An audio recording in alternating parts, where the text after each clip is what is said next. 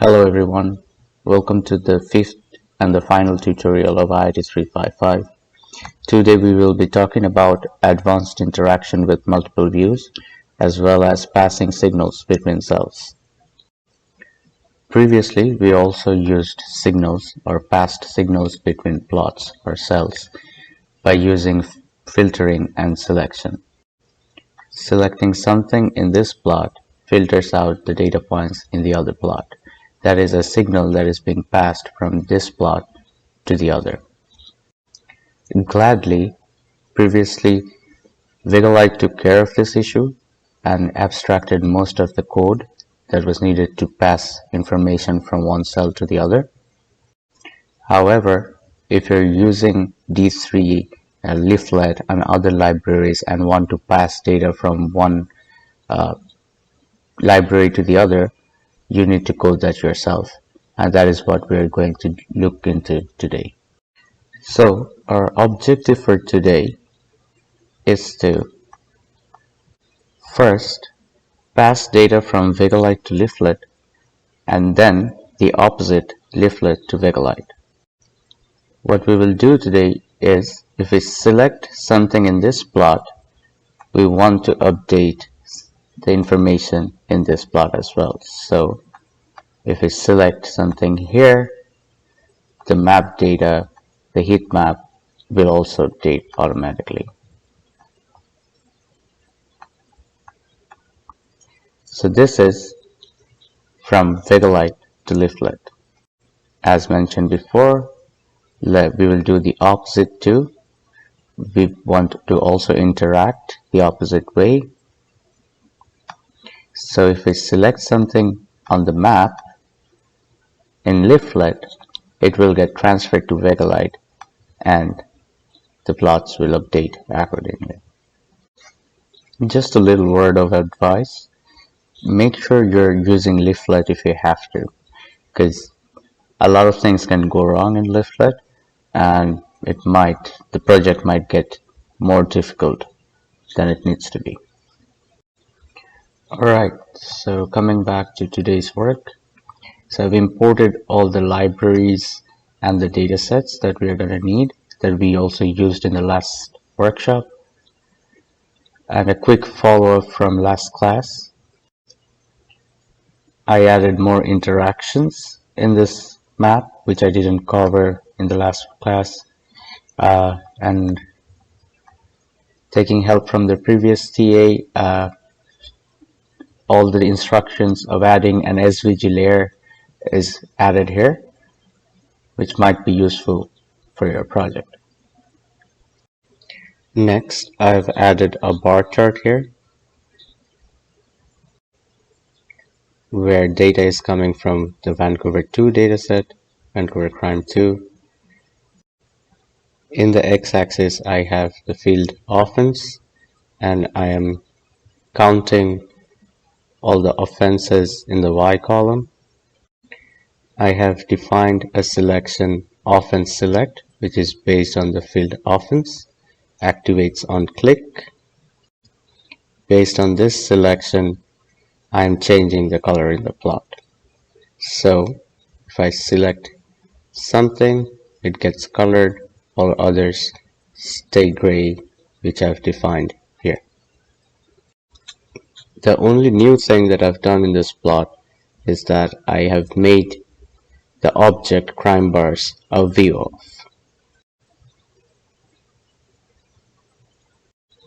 You can think of view of like this. When you make an object a view of, anything that you select in the plot gets returned from that plot in that object.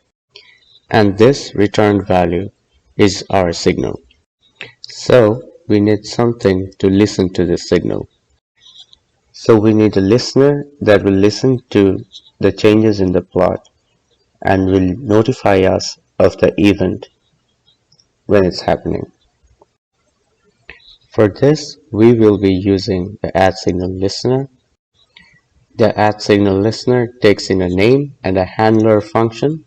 The handler function is basically when you receive a signal, you mention how you want to handle that signal. Also, it's worth mentioning that if a signal does not exist, then an error will be raised. So you need to mention how exactly you want to deal with the signal that is null. So let's start writing the signal listener.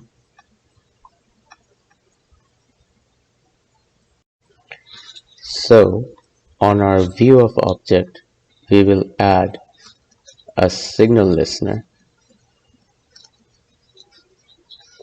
which will have a name of selection and a function as the handler.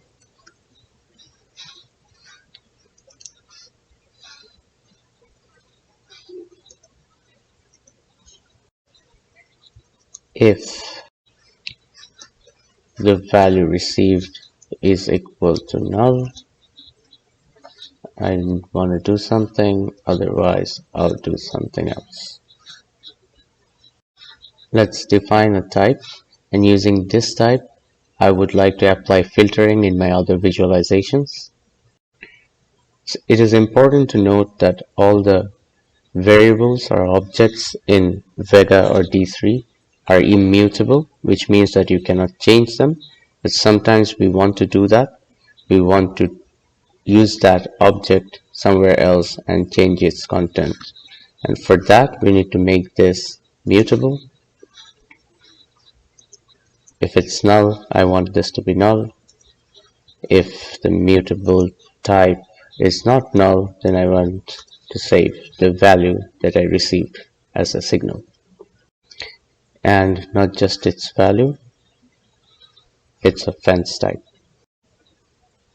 Then we also need to define our mutable type is equal to null. As pointed out by the error, the selection should be same as this one.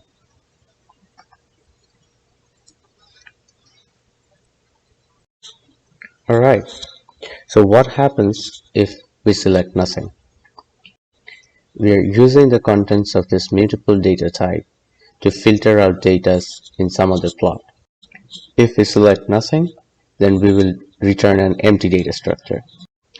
To do this, we will be creating an array of sets so that the type value can carry a set of unique values. This set is an object, and so we will be using array.form. In order to make a selection, let's call this bSelection.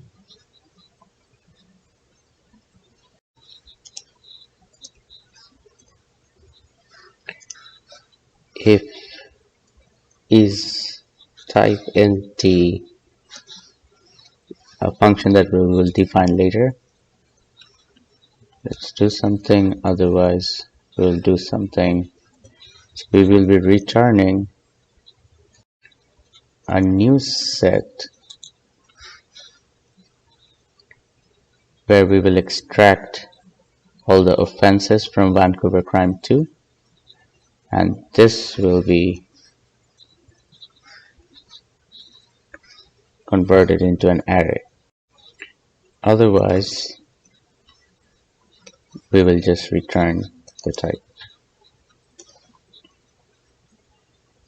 Let's now define the isEmpty function, running a loop over all the objects, and if something is found, then we will be returning false, otherwise we will return true. So we can use this signal that we are getting as a filter for other visualizations. Let's first do this from Vega-Lite to Vega-Lite, and then we will try to do or filter out data in leaflet as well. So in this line chart, all I need to do is to uncomment this section, the transform where I'm filtering out on the field offense, which is of one of bSelection, the one we just defined. Let's run this. Let's hide a few codes.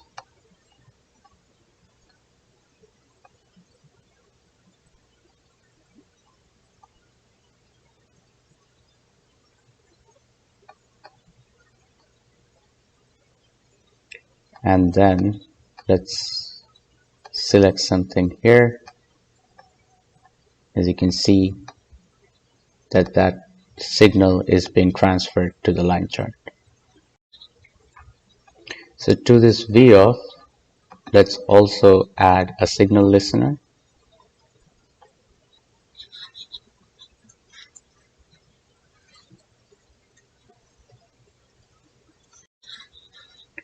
As the name, let's give it time brush, and for that I need to uncomment this section where I defined a selection named time brush, and as the handler, let's go back up and select the signal listener function from here.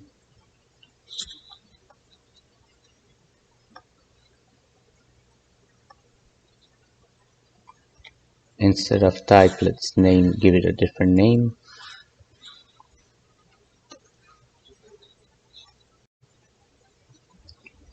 Let's again define the mutable time equals null. So now I have my time signal, but unfortunately it's getting the data in milliseconds. Let's convert this time using D3 using time parse.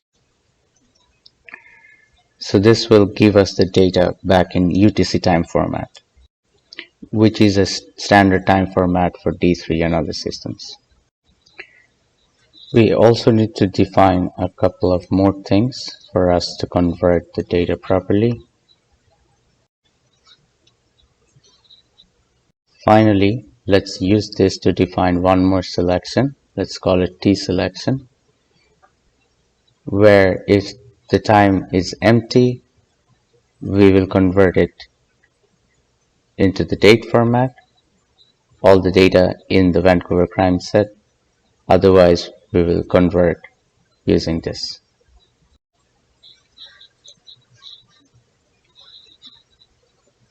Let's now add this selection to the first plot as a filter. Also a quick correction which resulted because of copy pasting code. Sorry, not this one. We need to get rid of this offense. And now if we select something here, my computer is very slow and really messes things up. The other plot gets updated too.